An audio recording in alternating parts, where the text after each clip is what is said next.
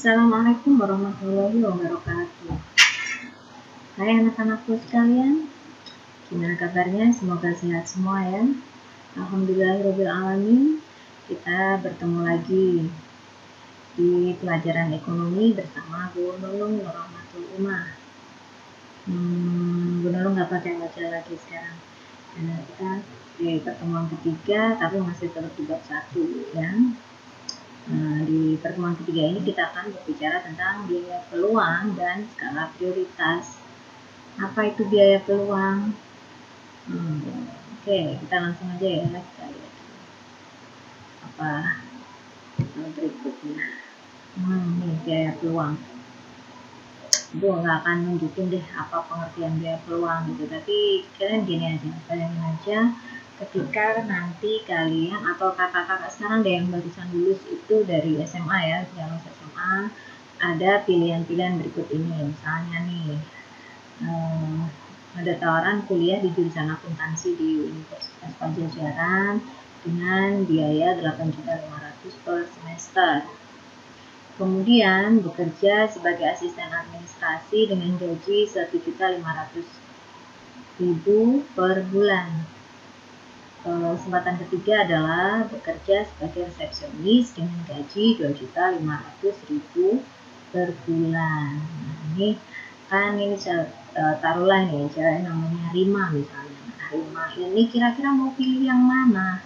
Apakah dia akan kuliah atau dia bekerja atau dia memilih sebagai resepsionis gitu. Nah, kemudian di sisi yang lain ada nih misalnya di sini tawarannya tuh dia memiliki 3 peluang nih, taruhlah si Ronald ya, mendirikan kedai bersama teman-temannya dengan penghasilan 5 juta rupiah per bulan. Kemudian untuk masing-masing orang ya. Kemudian atau bekerja sebagai tenaga pemasaran dengan gaji 3 juta rupiah. Beliau mendirikan kedai, dia harus keluarin modal, ada risiko, penghasilannya 5 juta per bulan. Nah, untuk menjadi tenaga pemasaran dengan gaji 3 juta per bulan. Kemudian bekerja sebagai cleaning service, gajinya 2 juta per bulan. Tuh, oke. Sekarang kalau kalian misalnya tuh yang cewek-cewek misalnya jadi Rima, mau pilih yang mana? Taruhlah kalau yang ada biaya kuliah ya, tapi kalau yang ada biaya pilih kerja di sebagai resepsionis, gajinya lebih gede nih. Tuh. Nah, untuk kasusnya Rima, nah kasus ini, jadi di sini ada 2 kasus yang kita bicarakan satu persatu. Kalau menjadi Rima, berarti kan secara rasional tuh Rima memilih yang sebagai resepsionis gaji 2.500.000. Ini dengan pokoknya Rima milih gitu deh. Lalu kemudian kalau Ronald, kira-kira dia pilih yang mana ya? Karena dia gak mau ambil resiko, sama kalau bisnis sendiri kan ada resiko rugi tuh, tapi kalau kerja sama orang kan gak ada resiko, dia pokoknya terima gaji aja gitu, nanti kerja baik dia terima gaji gitu. Nah, dia milih kerja sebagai tenaga pemasaran gitu misalnya tuh. Tapi kalau ada juga tuh yang senang tantangan, suka challenge, gimana pun punya bisnis sendiri, jadi bos gitu ya. Kalau dia milih jadi bos dengan penghasilan 5 juta per bulan karena kedai masih mulai ya, kalau dia jadi pasti puluhan juta hasilnya. Nah, di kasus ini Ronald sementara dia milih yang 3 juta sambil nabung sama bikin kedai sendiri. Nah, maka kalau di Rina, maka karena dia punya uang, dia milih kuliah, maka biaya peluangnya berapa tuh? Apakah yang 8.500.000 atau 1.500.000 atau 2.500.000 atau 1.500.000 ditambah 2.500? Nah, kita tahu aja karena dia masih butuh mau kuliah, maka dalam hal ini biaya peluang yang muncul dalam kasus ini adalah yang 2.500.000 seperti itu. Tapi kalau misalnya dia milih jadi resepsionis, maka biaya peluangnya adalah 1.500.000 gitu. Nah, kemudian kalau di kasusnya Ronald dia milih menjadi tenaga pemasaran dengan biaya 3 juta, maka biaya peluang yang muncul adalah 5 juta rupiah begitu. Tidak ditambahkan 5 dengan 2, no, yang dipilih adalah yang 5 juta rupiah. Karena ketika dia misalnya dia ngambil yang 5 juta, atau dia juga nggak akan dapat yang 2 juta. Itu ya, jadi biaya peluang tuh kayak gitu.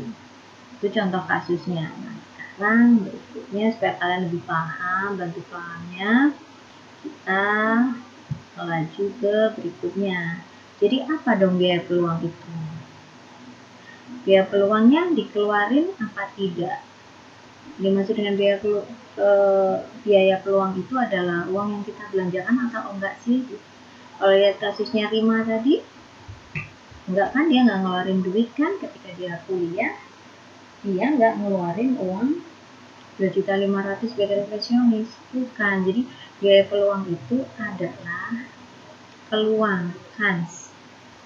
Jadi peluang yang harus dikorbankan ketika dia memilih satu pilihan. Jadi dari beberapa pilihan itu dia akan melepaskannya untuk memilih satu pilihan saja. Nah, yang dihitung adalah yang terbesar gitu. Jadi kalau dia kuliah, maka biaya peluang yang muncul adalah gaji yang terbesar, 2.500.000. Karena seandainya dia nggak kuliah, dia akan ambil yang paling besar itu. Kenapa nggak dijumlahin? Ya nggak lah, kerjaannya dia jalaninya akan satu-satu, nggak bisa dua-duanya gitu. Dan secara logika memang itu logika terpikir dalam ilmu ekonomi yang digunakan ini. Kemudian kamu nanti Ibu minta bikin contoh ya, nanti ketika sambil ngisi absen Ibu akan selipkan tugas ini. Kalian bikin contoh pada biaya peluang, misalnya nanti ada tokoh siapa, nama kesukaan yang kalian sukai. Kalian suka Naruto, boleh pakai nama Naruto. Yang suka siapapun lah gitu ya yang kalian suka gitu.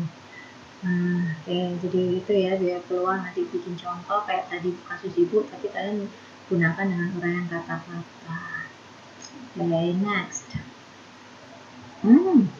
Jadi biaya peluang udah ya. Kita sekarang ke skala prioritas. Mengapa perlu belajar skala prioritas? Gitu. Ya, karena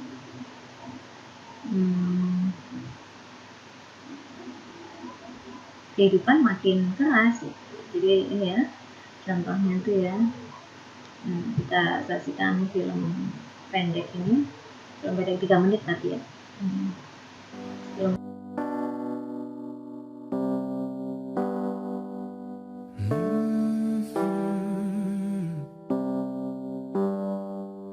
Di saat kau merasa hidup sendiri dalam kerasnya dunia, tersenyumlah. Bila kau pun harus berputus asa, berpikir semua akan berakhir, tersenyumlah. Kau tak sendiri, aku di sini menantimu bersama hangatnya mentari. Kau tak sendiri, aku di sini. Berikan tanganmu, mari kita hadapi. Hidup memang tak selalu seperti yang kau inginkan, yang kau harapkan. Hadapilah dengan hati tenang dan tetap melangkah. Kau tak sendiri.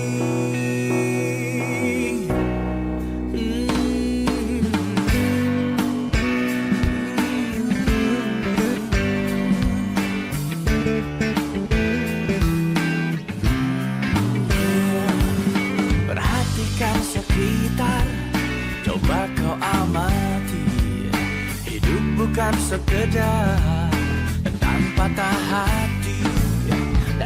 semua yang terjadi.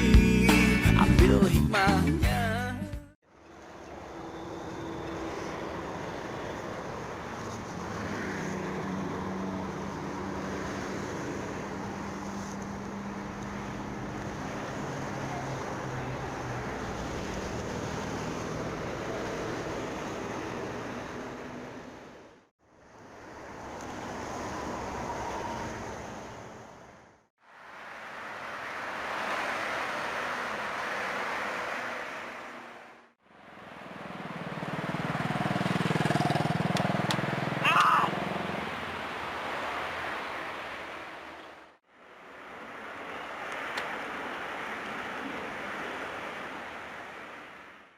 Lagi nyari kerja mas? Iya mas. Pakai ADM mau nggak? Berapa mas? Murah 5 juta. 5 juta. Mahal amat mas. Iyalah, sekarang mah nyari kerjaan susah mas. Pakai duit semua. Nah, sorry mas, saya nggak bisa mas. Saya merantau jauh-jauh ke kota, mau nyari duit, bukannya malah buang duit. Ya udah kalau nggak mau. Tersenyumlah. Ya itu tadi ya. Dari film itu tadi, makanya kalian tuh kenapa sih kok perlu belajar ilmu ekonomi, kalian perlu belajar sungguh-sungguh kalau mengupgrade diri. Nah, tontonan itu tadi akan ada tugasnya buat kalian untuk akan pertanyakan hal-hal terkait film tadi, terutama perasaan kalian dan solusi apa yang bisa kalian tawarkan untuk menyelesaikan masalah. Sekarang skala prioritas. Skala prioritas itu apa? Skala prioritas itu adalah ketika kalian harus memilih tuh kalian ngutamain yang mana gitu, mengutamakan yang mana kalian diprioritaskan gitu ya. Jadi kalian pengertian lebih tepatnya bisa cari. Nah, kalau sedang menyusun skala prioritas itu didasarkan pada apa? Gitu kan? Nah, ternyata yang pertama berdasarkan pada tingkat kepentingannya, mana yang lebih penting itu yang diutamakan. Misalnya ada tugas yang mesti pakai internet butuh kuota kalian sedikit, tapi kalian pengen upload status dan sebagainya, maka yang diutamakan yang lebih penting adalah mengerjakan tugas belajar dulu gitu. Nah kemudian kemampuan diri, mampu nggak sih gitu dengan keinginan baik kemampuan secara finansial terutama ya. Kemudian yang kedua adalah kemampuan dalam berpikir, misalnya mau sekolahnya tinggi mahal tapi sebenarnya kemampuan berpikirnya tidak terlalu ke situ, mungkin kalian sebenarnya memiliki bakat yang lain gitu ya. Jadi kenalilah dirimu. Kemudian gimana sih cara mengenali diri?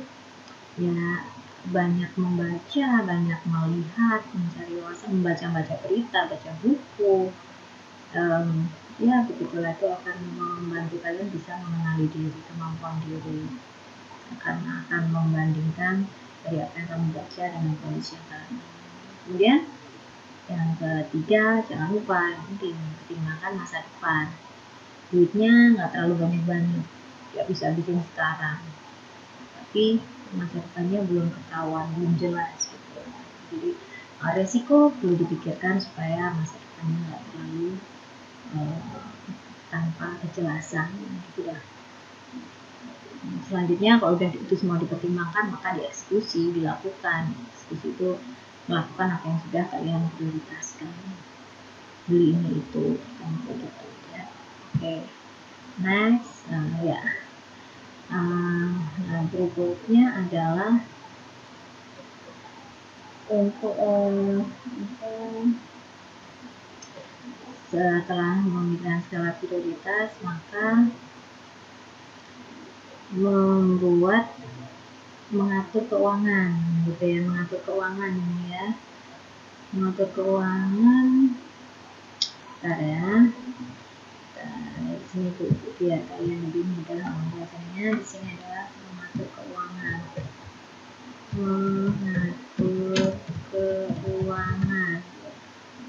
biar kalian lebih mudah memahaminya. Yang pertama adalah dengan menetapkan tujuannya tadi gimana supaya tujuan utamanya apa, untuk uang sekian, uang 5 juta ini targetnya apa harus tercapai, tujuannya ditetapkan dulu, lalu membuat rencana pengeluaran dari 5 juta itu supaya tujuannya tercapai apa aja yang bisa dibeli, kemudian menahan diri terhadap godaan iklan. Ini yang tergoda orang jual-jualan ini pasti memberikan yang indah-indah, janji yang indah-indah, jadi ya jangan mudah tergoda. Yang keempat, melacak pengeluaran pribadi. Jadi ini habis 5 juta ini tadi buat beli apa aja, apa penting semua, apa enggak, jangan diulang yang penting.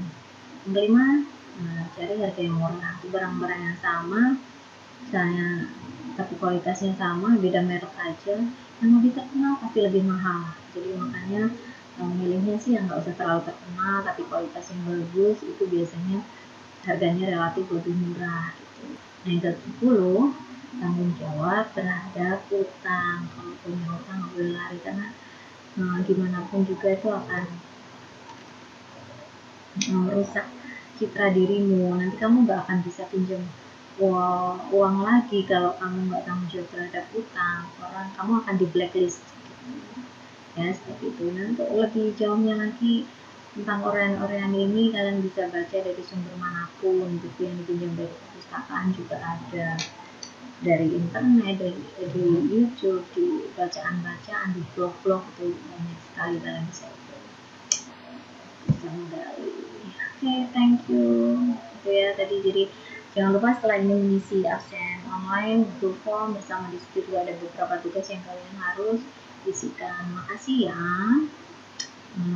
Mohon maaf kalau ada yang kurang jelasnya, boleh nanti ditanyakan via WhatsApp. Oke, wassalamualaikum warahmatullahi wabarakatuh. Semoga ilmunya bermanfaat.